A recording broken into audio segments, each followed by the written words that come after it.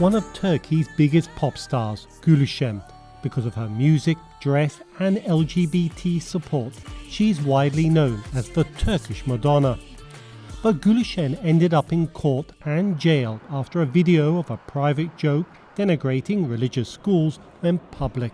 Gülşen becomes a target for Islamists for a long time, because not just for the way she appears on his shows, but also not for the outfits, but also for having this support on LGBTQ movement. Gülşen's jailing sparked outrage and a national campaign for her release. The US State Department expressed concern over her detention. Gülşen was eventually released, but faces prison if convicted on charges of inciting religious hatred. Turkish President Recep Tayyip Erdogan, addressing a gathering, expressed support for Gülşen's prosecution. With elections less than a year away and Erdogan lagging in the polls, observers say he may be seeking to rally his religious base. This summer, Turkish authorities also banned many music festivals across Turkey, accusing them of corrupting youth. These festivals generate big money for the industry, not only for the artists, but people working behind the scenes. I know there were 20 festivals canceled recently, which is a big number. For what?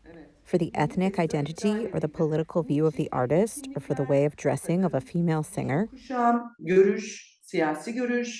Pop music festivals, often drawing tens of thousands of people, have spread to Turkey's more conservative regions.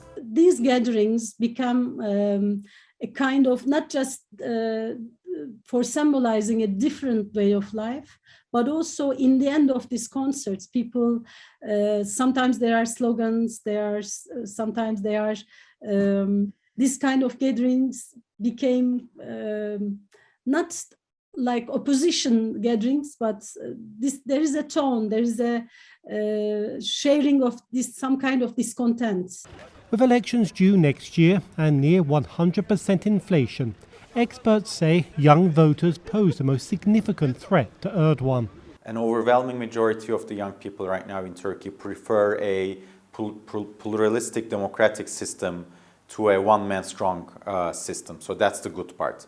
A second good piece of news is that over 80% prioritize freedom of expression above all.